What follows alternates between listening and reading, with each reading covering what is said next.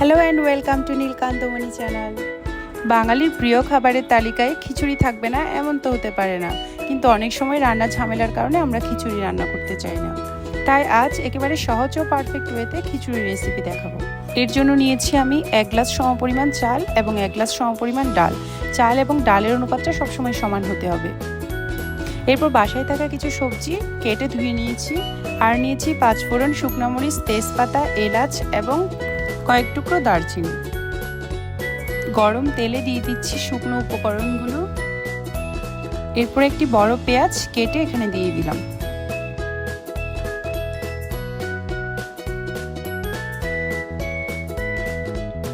পেঁয়াজ হালকা brown colour হয়ে আসলে কেটে রাখা সবজিগুলো এতে দিয়ে দিব। সবজি হিসেবে আমি ব্যবহার করেছি আলু, মিষ্টি কুমড়া, বরবটি, পটল এবং করলা। এবার দিয়ে দিচ্ছি ধুয়ে রাখা চাল ডালের মিশ্রণগুলো।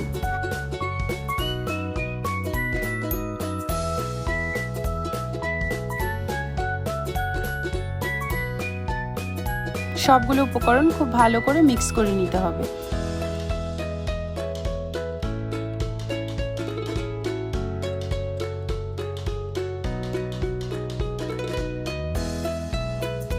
ঢাকনা অফ করে মিনিট 5 কষিয়ে নেব। এরপর দিয়ে দিব পরিমাণ মতো লবণ এবং পরিমাণ মতো হলুদের গুঁড়ো। তারপর সবগুলো উপকরণ আবারও ভালো করে মিক্স করে নিতে হবে।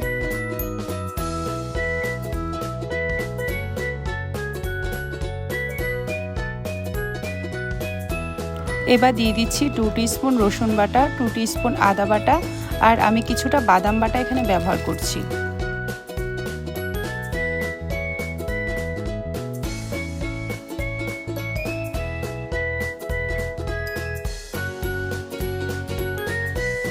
আবারও সবগুলো উপকরণ খুব ভালো করে মিক্স করে কষিয়ে নিব।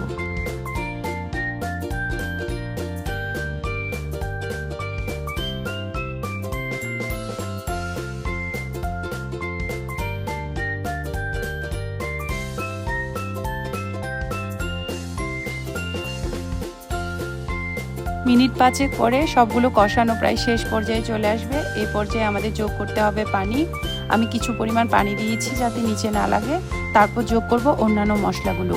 এখানে আমি দিয়ে দিয়েছি 2 টিস্পুন জিরের গুঁড়ো, 2 টিস্পুন গুঁড়ো মরিচের গুঁড়ো আর কিছুটা ধনিয়া গুঁড়ো। আবারও সবগুলো উপকরণ মিক্স করে নিচ্ছি।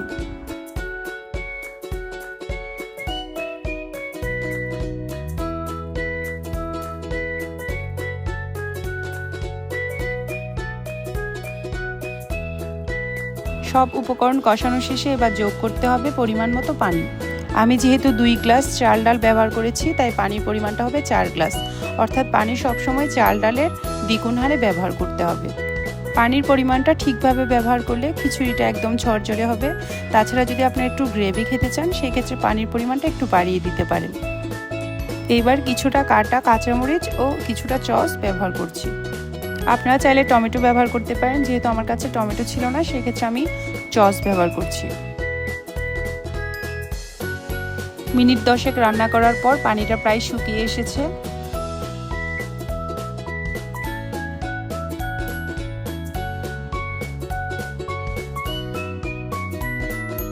আমাদের রান্না প্রায় 80% হয়ে গিয়েছে, তাই এই পর্যায়ে যোগ করে দিব কিছু পরিমাণ দেশি ঘি।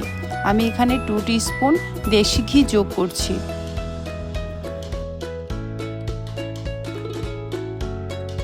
সাথে ছড়িয়ে দিব কিছু ধনেপাতা কুচি। আর চুলার আঁচ একেবারে লো ফ্লেমে রেখে কিছুক্ষণ চুলার হিটে রেখে দিব। সবশেষে নামানোর আগ মুহূর্ত করে দিয়ে দিচ্ছি আমি 2 টিস্পুন সরিষার তেল। সবকিছু ভালোভাবে মিক্স করে কিছুক্ষণ দমে রেখে দিতে হবে। এবার একটা ফ্রাই প্যানে হালকা তেল গরম করে তাতে কিছু শুকনো মরিচ আর কিছু 5 ফোড়ন দিয়ে একটু ভেজে নিব।